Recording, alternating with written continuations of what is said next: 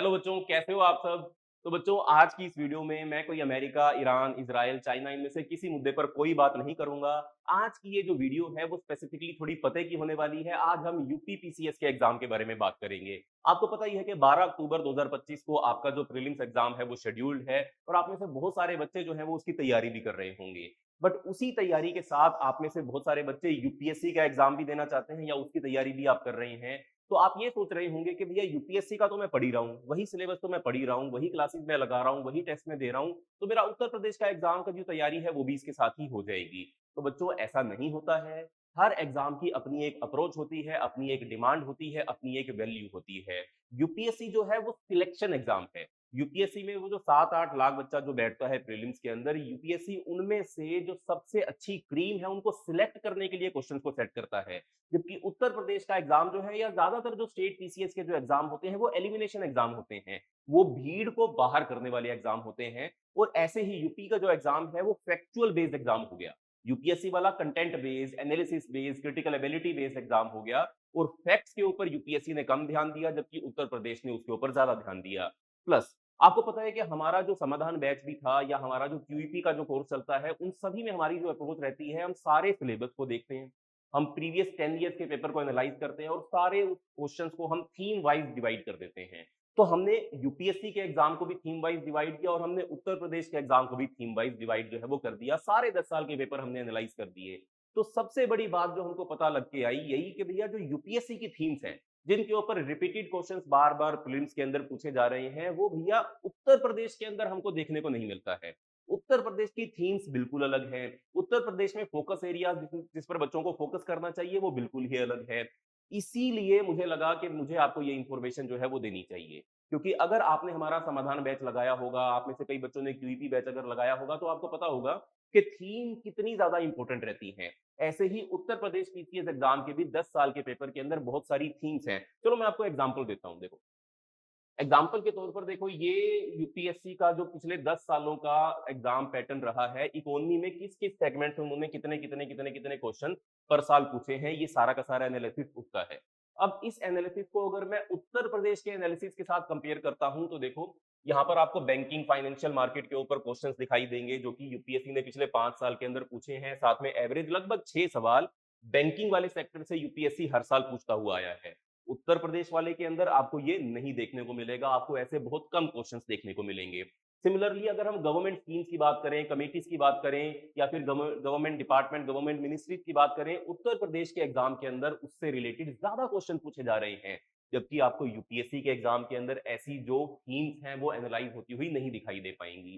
Specifically अगर मैं इससे भी आगे बढ़ूं, अगर मैं जियोग्राफी की बात करूं जो कि मेरा सब्जेक्ट है, जो निश्चय बैच के अंदर मैं जियोग्राफी ले भी रहा हूं, जियोग्राफी की अगर मैं बात करूं तो यूपीएससी ने, ये यूपीएससी वाला चार्ट आपको दिख रहा होगा, पिछले 10 सालों में लगभग 98 क्वेश्चन जियोग्राफी के ऊपर यूपीएससी ने अपने प्रीलिम्स एग्जाम के अंदर पूछे हैं। वहीं अगर मैं इसको यूपी पीसीएस के साथ कंपेयर करूं तो उन्होंने 202 क्वेश्चंस पूछे हैं। यानी कि लगभग डबल से भी ज्यादा क्वेश्चन जो है वो जियोग्राफी के ऊपर यूपी पीसीएस पिछले 10 सालों में पूछता हुआ आया है। और ऑब्वियसली यही ट्रेंड जो है वो कंटिन्यू रहने वाला है। बट क्या सेम सेगमेंट से, सेम चैप्टर से, सेम टॉपिक से, सेम सब टॉपिक से, सेम थीम से दोनों ने सवाल पूछे हैं? जी नहीं। कुछ एक चीजों के ऊपर यूपीएससी ज्यादा फोकस करता है और बहुत सारी चीजें जो रह जाती हैं उनके ऊपर यूपी पीसीएस जो है वो ज्यादा फोकस करता है। तो ऐसे में अगर आप यूपीएससी की तैयारी की अप्रोच के साथ ही उत्तर प्रदेश वाले एग्जाम के अंदर जाओगे, नो डाउट आपको मदद तो मिलेगी, बट आपके एग्जाम के क्लियर होने की जो चांसेस हैं वो थोड़े कम हो जाएंगे, क्योंकि आपने उस ओरिएंटेशन के साथ, उस फोकस के साथ, उस नजरिए के साथ आपने उसकी तैयारी नहीं की थी। आप उन क्वेश्चंस के लिए अपने आप को रेडी ही नहीं करके गए थे, आपने उन चीजों को मेमोराइज ही नहीं किया था, आपने याद ही नहीं किया था जो क्वेश्चन जो एग्जाम आपसे डिमांड करता है। अब देखो मैं क्या कह रहा हूं, अब आपको इस स्लाइड के अंदर समझ में आएगा। देखिए, यहाँ यूपीएससी ने पिछले 10 सालों में मोटा मोटी तौर पर मैंने सभी के सभी क्वेश्चंस को इन 4 सेगमेंट के अंदर डिवाइड कर दिया, जो हमारे ज्योग्राफी के 4 मेजर सेगमेंट हैं। Physical geography, Indian geography, world mapping. पिछले 10 साल में यूपीएससी ने मोटा मोटी तौर के ऊपर फिजिकल ज्योग्राफी से 30 क्वेश्चन पूछे, यानी कि 3 क्वेश्चन हर साल पूछता हुआ यूपीएससी आया है। जबकि उत्तर प्रदेश 54 क्वेश्चन, यानी कि यहाँ पर एवरेज जो है वो ज्यादा हो गई। बट क्या सारी फिजिकल ज्योग्राफी से क्वेश्चन सेम तरीके से पूछे जा रहे हैं? यूपीएससी हो सकता है जियोमॉर्फोलॉजी पर ज्यादा फोकस करे, क्लाइमेटोलॉजी पर ज्यादा फोकस करे, एनवायरनमेंट जियोग्राफी पर ज्यादा फोकस करे, बायो जियोग्राफी पर ज्यादा फोकस करे, और उत्तर प्रदेश वाला पेपर किसी और सेगमेंट के ऊपर ज्यादा फोकस करे। ऐसा भी तो हो सकता है, भले ही दोनों चीजों पर क्वेश्चन पूछे जा रहे हैं, बट उसके जो सब पार्ट्स हैं, उसकी जो सब थीम्स हैं, उनके अंदर आपको वेरिएशन देखने को मिलती है। सिमिलरली देखो, इंडियन ज्योग्राफी पर दोनों क्वेश्चन पूछ रहे हैं, बट उत्तर प्रदेश वाला एग्जाम जो है वो यूपीएससी के एग्जाम के अराउंड डबल क्वेश्चन जो है वो इंडियन ज्योग्राफी के रिगार्डिंग पूछ रहा है। ऐसे ही वर्ल्ड ज्योग्राफी पर दोनों लगभग बराबर क्वेश्चन पूछ रहे हैं, बट ओरिएंटेशन जो है वो क्वेश्चन की वर्ल्ड ज्योग्राफी की वो टोटली डिफरेंट है, और वर्ल्ड मैपिंग की तो उससे भी ज्यादा डिफरेंट है। यूपीएससी वर्ल्ड मैपिंग के जो क्वेश्चन पूछता है वो करंट ओरिएंटेड पूछता है, जो चीजें करंट में चल रही हैं, जो हो रही हैं, जो प्लेसेस जो है वो लोकेशन जो है वो न्यूज में चल रही हैं। उत्तर प्रदेश ऐसा नहीं करता है। उसका पूछने का जो स्टैंडर्ड है, जो तरीका है, वो एकदम अलग है। वो स्टैटिक पोर्शन के ऊपर ज्यादा फोकस करता है। तो अगर आप यूपीएससी की तैयारी करते हुए लोकेशन इन न्यूज को अच्छे से पढ़कर जा रहे हो, और आप सोच रहे हो कि उत्तर प्रदेश वाले एग्जाम के अंदर वो मुझे हेल्प करेंगी, तो ऐसी छोटी छोटी मिस्टेक जो है वो प्रीलिम्स में 2 4 5 10 नंबर से आपको पीछे कर देंगी, और आपके क्लियर होने के चांसेस जो है वो ऑब्वियसली बिल्कुल कम हो जाएंगे। इसलिए अब अगर मैं इसको और फर्दर डिवाइड करूं, ये वही जो अभी हमने पीछे डाटा देखा उसी से रिलेटेड ये एक चार्ट है, आप इसका स्क्रीनशॉट लेकर बाद में इसको देख सकते हो। अब देखो, अब जितना भी सिलेबस है, उसमें से ज्योग्राफी के सिलेबस में से हमने कुछ थीम्स को आइडेंटिफाई किया कि रेपिटेटिवली इन टॉपिक्स के ऊपर क्वेश्चंस आ रहे हैं, तो ये कुछ है थीम्स बन गई हैं जिनके ऊपर हमने पिछले साल भी क्वेश्चन देखा, उससे पिछले साल भी देखा, उससे पिछले साल भी देखा। तो ऐसे मोटा मोटी तौर पर हमने 30 थीम्स लेट से हमने डिवाइड कर दी है ज्योग्राफी की 30 थीम्स, उसमें से 10 का डाटा यहाँ पर मौजूद है, 20 का डाटा जो है वो इस स्लाइड के अंदर नहीं है। अब इसमें अगर हम बारीकी से देखें तो इंडियन ड्रेनेज सिस्टम के ऊपर यूपीएससी ने एक क्वेश्चन प्रति साल पूछा है पिछले 10 सालों के अंदर, जबकि उत्तर प्रदेश ने 37 यानी कि 3.7 क्वेश्चन पूछे हैं। अब इंडियन ड्रेनेज सिस्टम इस तरीके से एक थीम जो है वो यूपीएससी में कम इंपॉर्टेंट हो गई, उत्तर प्रदेश के एग्जाम के लिए वो ज्यादा इंपॉर्टेंट हो गई, एंड सो ऑन। ऐसे ही ये सारी की सारी थीम्स का जो एनालिसिस है वो यहाँ पर मौजूद है। तो यही मेन बात है कि तैयारी सेम, सिलेबस सेम, लेकिन approach is very different. Uttar Pradesh के एग्जाम की अप्रोच बिल्कुल डिफरेंट, अलग थीम्स है, अलग फोकस एरियाज आपके डेवलप होते हैं, उनके ऊपर ही आपको बार बार रिवीजन करनी होती है, उन्हीं के ही टेस्ट आपको बार बार लगाने होते हैं। इसी के लिए, इसी चीज के समाधान के लिए आपके पास है ये निश्चय बैच। अब देखो, मैं इसमें पूरी पेडागोगी अगर मैं आपको समझाऊं कि निश्चय बैच में हम क्या डिलीवर करते हैं। सबसे पहले, हमारा जो हमेशा से ही आप सबको प्रॉमिस रहा है कि हम सारे सिलेबस को सिंप्लीफाई करते हैं। हम पिछले 10 सालों के, 5 सालों के पेपर्स को एनालाइज करते हैं, उसको थीम वाइज डिवाइस करते हैं, उस थीम्स के अकॉर्डिंग हम आपकी क्लासेस लेते हैं, और सबसे मोस्ट इंपॉर्टेंट थीम्स पर रेपिटेटिव क्वेश्चंस जो आए हैं पीवाईक्यूज में, उनको भी सोल्व करवाते हैं, और जो मेजर एक्सपेक्टेड थीम्स होती हैं, जो इस वाले एग्जाम के अंदर मेजरली एक्सपेक्ट की जा सकती हैं, हम उनके ऊपर भी आपकी क्लासेस लेते हैं, उनके रिलेटेड भी हम आपको क्वेश्चन देते हैं, उनको हम सोल्व करवाते हैं।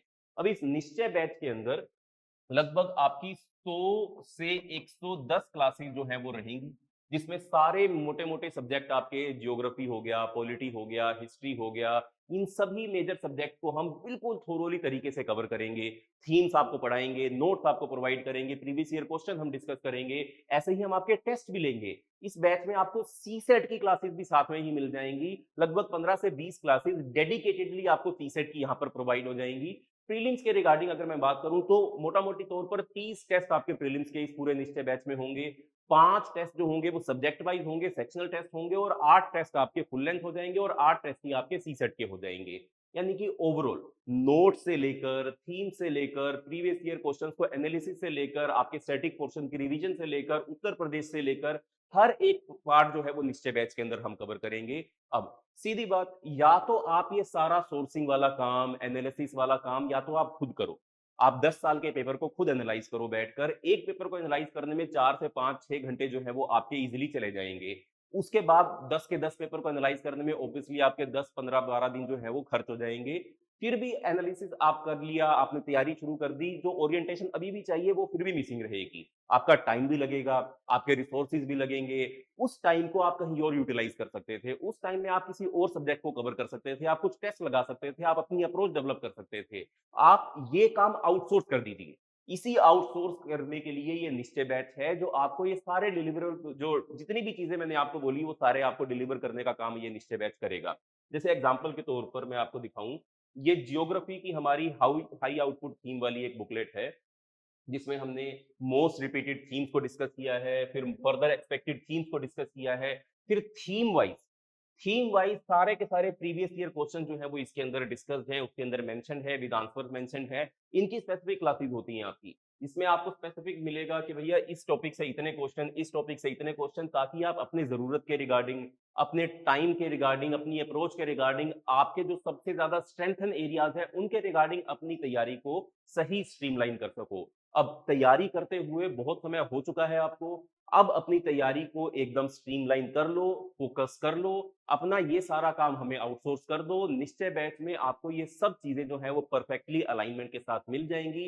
सबसे मेन बात, आपको फोकस करवाने के लिए, अप्रोच देने के लिए ये बैच डिजाइन किया गया है, और सबसे प्रीलिम्स क्लियर करने पर इसमें सबसे ज्यादा फोकस जो है वो आपके ऊपर किया जाएगा। वन ऑन वन भी आपकी इसके अंदर मेंटरशिप जो है वो हमारे साथ चलती रहेगी।